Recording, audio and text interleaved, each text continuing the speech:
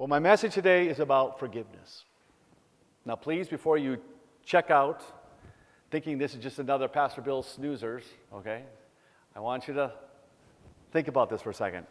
Forgiveness is to Christianity like the golf ball is to the game of golf.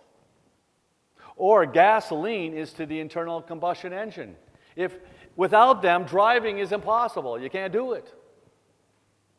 A round of golf isn't going to happen without a golf ball. In my case, I'm going to I'll need a whole long sleeve of golf balls to get me through 18 holes of golf. And my little jalopy sitting out in front of my house, it's going to have to transport me to the golf course. There's not a golf course right here in town. I have to go out into the country. And if my gas tank is empty, how am I going to get out there? I guess I could use my thumb if I want.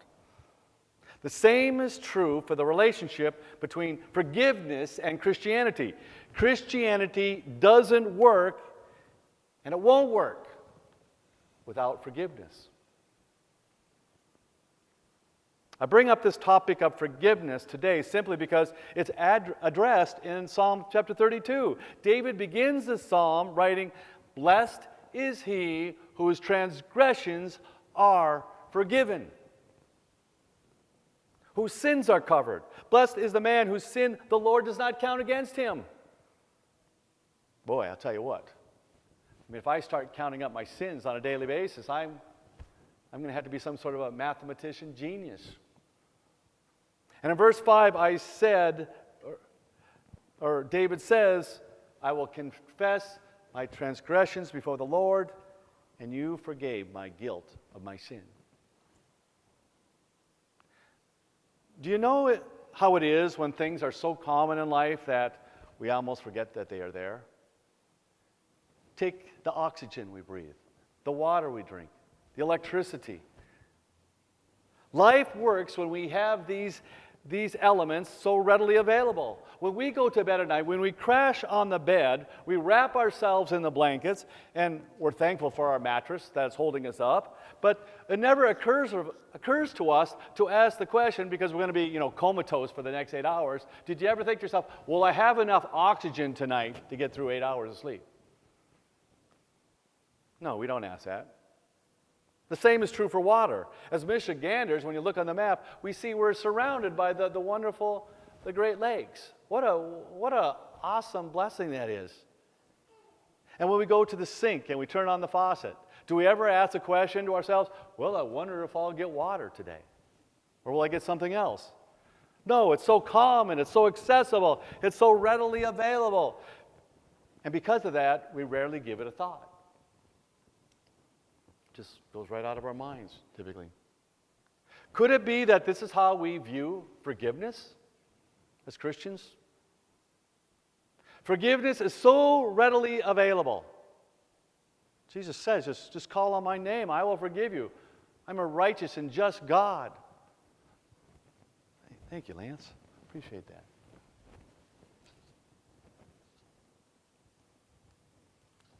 We don't think about forgiveness so much because it's so readily available. And because we don't think about it, do we forget about it? Or worse yet, do we lose the value, our understanding of its value, the understanding of the value of forgiveness? Maybe we think that forgiveness is so commonplace, it's like the leaves on the trees. Sometimes we think it's so common, we can afford to withhold it from others. Did you ever do that before? To withhold forgiveness. Almost like we use it as leverage over somebody. And we might say to ourselves, oh, they'll find another source of forgiveness. Yes, they offended me, and I should forgive them for what they did, but I'm not going to forgive them.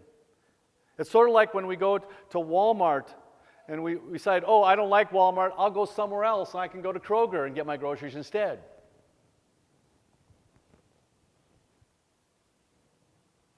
They'll find another source of forgiveness. I don't have to forgive them. Many times, think about this for a second, we are the only source of forgiveness a person has because, well, they sinned against us. So we are the ones that have to forgive them. The neighbor's not going to forgive them for the sin they committed against us. We have to forgive them. And yes, God will forgive them too. But we, in a sense, we kind of hold that power. Sometimes we may actually use our reluctance to forgive, our non-forgiveness as leverage, as I said earlier. Have you ever said to yourself, I'll forgive him when I'm convinced he's truly sorry for what he did against me or she did against me? Can that even be classified as forgiveness? I don't think so. Did the father of the prodigal son forgive the son only after he came back and confessed his sin? Of course not. In his heart, the father had already forgiven him long before the prodigal son came to his senses and said, I must return home to my father. When the prodigal son returned home, the father had already forgiven him. And we know this because the father was already searching for the son the very moment the son left to go on his journey to begin with. And when he was far away and he saw him on the horizon, the father ran to the son. And even before it was out of his mouth, he said, Father, I have sinned against you and against God. In his heart, the father had already forgiven him. So I guess what I'm trying to point out this morning is that I never want us. We can never forget or fail to realize as Christians how incredibly good we have it because of God's willingness and his desire and his power to forgive us. Just as David said in Psalm 32, blessed is he whose transgressions are forgiven, whose sins are covered. Happy, content, full of joy, relief. My sins are forgiven. Wow. We are all blessed today because God stands ready and able to forgive our sins. When we think about it, forgiveness is really the dominant and repetitive theme throughout the Bible.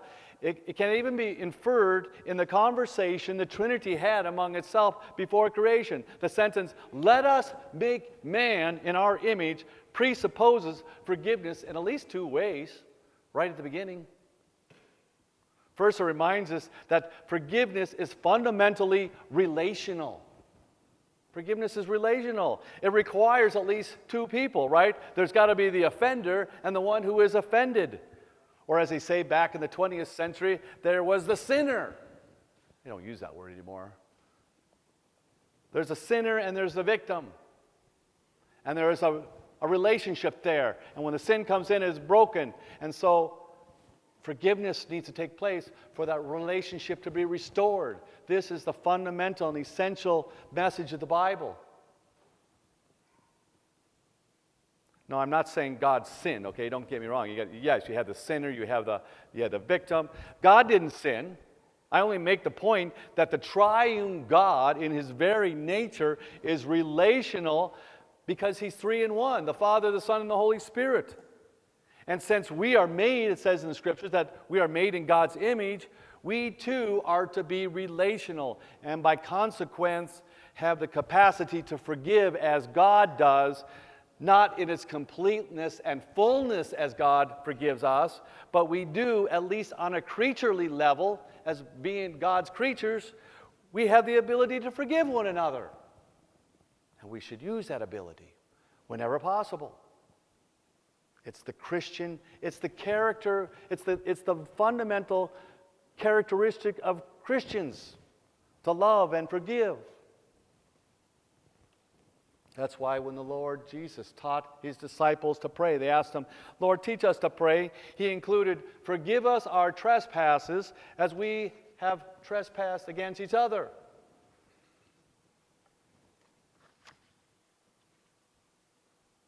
Secondly, God's act of creating humans infers forgiveness because God gave us free will. He gave us the freedom to choose between right and wrong, good and evil. So God knew from the very beginning that forgiveness would have to be an essential part to bring man into restoration and salvation. Just because when he made us, he said, you're going to have free will. You get to choose. And God knew from the very beginning how we were going to choose.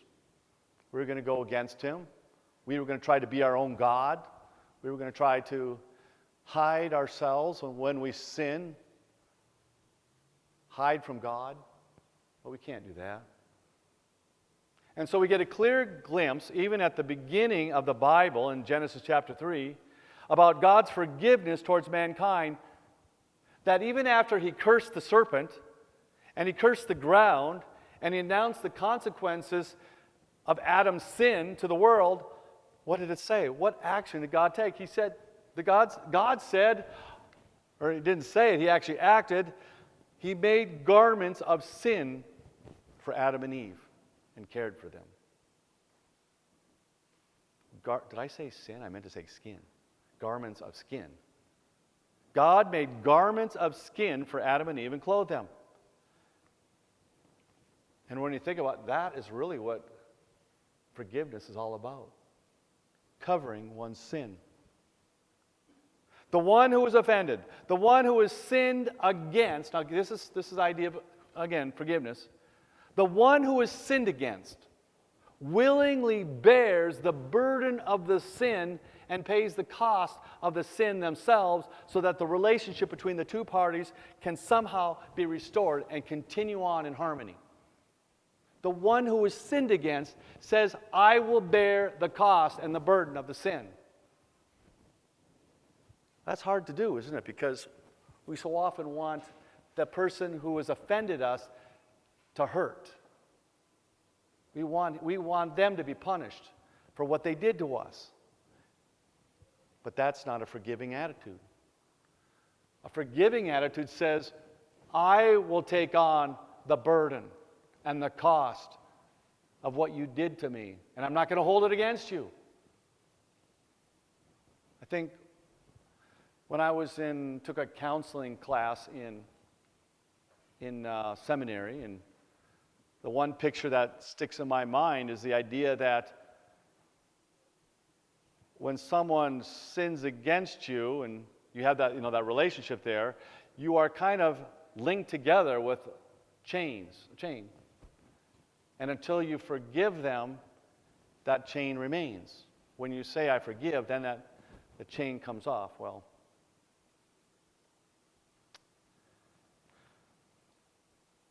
God paid the price way back then, even in Genesis chapter 3. He took part of his own creation, he took animals, living animals, and he spilled their blood in order to provide Adam and Eve cover. It was a way of caring for them. And it wasn't that Adam and Eve's nakedness was shameful, because they were already, in the garden without clothes and unashamed, right? And so it wasn't that Adam and Eve's nakedness was shameful, and so God made them clothes to cover them up. It was because their bodies were no longer covered by God's glory. That's kind of what, remember we talked about when the people of Israel always did some things that were displeasing and dishonoring and sinful against the Lord? The presence of God would leave the temple. And there they would be, all their shame for everybody to see. And that's kind of what happened in the garden, I think. This is my understanding, maybe. Their bodies were no longer covered with God's glory, which, when you think about it, is the best cover to have, God's glory. In a true and tangible way, God's glory could no longer rest on Adam and Eve because of their sin, and so a temporary alternative had to suffice until the day when all believers will be clothed in God's righteousness. And then new clothing. Isaiah chapter 61:10. This goes back to Psalm 32 in a sense. I delight greatly in the Lord. My soul rejoices in God, for he has clothed me with garments of salvation. He arrayed me in robes of righteousness. Our sin is covered. Our shame is not exposed anymore. It is covered by the glory of God. Isaiah can write this about God and his forgiveness toward mankind because God gave Isaiah a vision of what the year of the Lord's favor looks like. The burden of humanity's sin was to be carried and paid for by the Messiah himself, so that our relationship, as we talked about, the relationship between, well, God and man, our relationship with God, our relationship with human to human,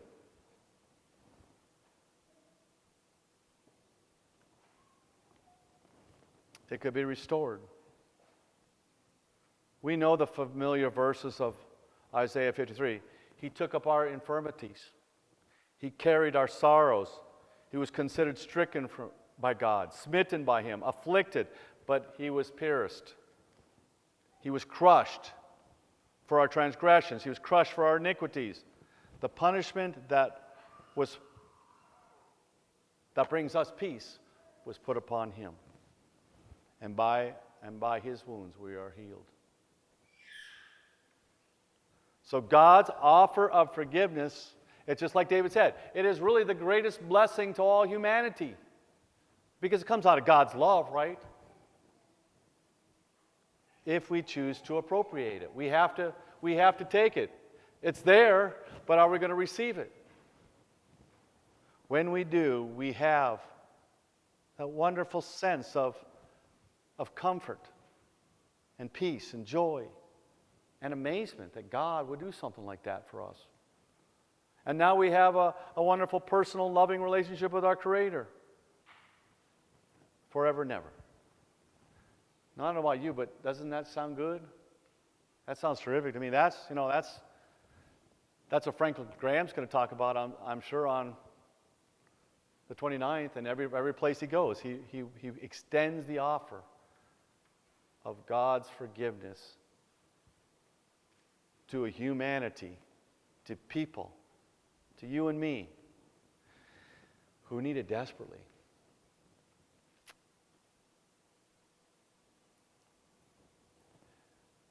There's one, has everybody seen the movie The Mission? It's a mission. Robert De Niro played this reformed slave ship captain. And a Jesuit. He was a Jesuit priest. He became a Jesuit. First he was a slave owner or a ship captain. He was bringing slaves over to America, and he finally saw the light. God saved him. And so he's going back to start a mission in the same area where he used to go and collect slaves and bring them to where, I don't know if it was America or Britain or wherever, and anyway, as he's going through this island, he has this sense of burden. And he's got a whole bag of equipment that he had used to enslave the slaves. And he's carrying it through the jungle sort of thing because it's like his penance. And he's climbing at this major hill, and he can't get up the hill because of all the weight that he's trying to carry. And he won't take it off because, again, he feels like this is his penance. He's got to do that. Well, as he's climbing up the hill, there's a big, strong, black native there he's got a huge machete, and he's ready to, it looks like he's going to, take his head off because he recognizes this guy and what he's done. But instead of killing this man, he slices the rope and his burdens fall off. And when I was a younger Christian, I thought, well, that's a neat picture of forgiveness. I like that. I can relate with that. I mean, I can't relate with it, but I can understand it. But then I said, where did all that weight go? All that stuff that left, where did it go? I mean, I don't think it wasn't a complete picture of forgiveness. Because I wanted to know all that stuff that was on him and was set free and went crashing down the hill, where did it go?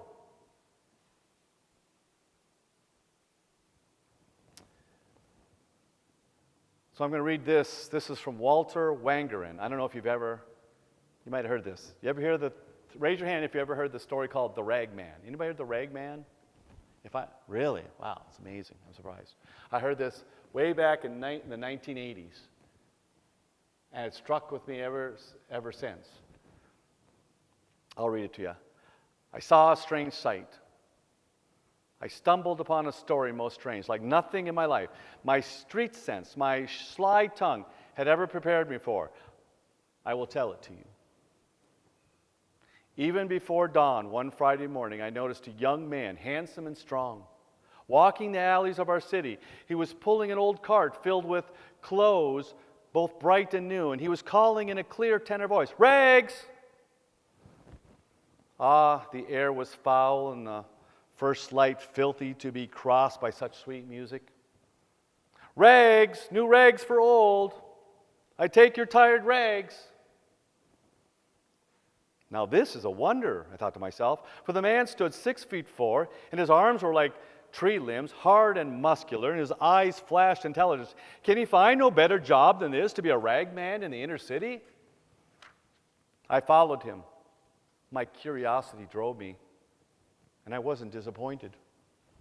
Soon the ragman saw a woman sitting on her back porch. She was sobbing into a handkerchief, sighing, and shedding 1,000 tears. Her knees and elbows made a sad X. Her shoulders shook. Her heart was breaking. The ragman stopped his cart. Quietly he walked to the woman, stepping around tin cans, dead toys, and Pampers. "Give me your rag," he said. "I'll give you another." He slipped the handkerchief from her eyes. She looked up, and he laid across her palm a linen cloth so clean and new that it shined. She blinked from the gift to the giver. Then, as he began to pull his cart again, the ragman did a strange thing. He put her stained handkerchief to his own face, and then he began to weep, to sob as grievously as she had done, his shoulders shaking, yet she was left without a tear. "This is a wonder," I breathed to myself. I followed the sobbing ragman like a child who could not turn away from mystery. "Rags, rags, new rags for old."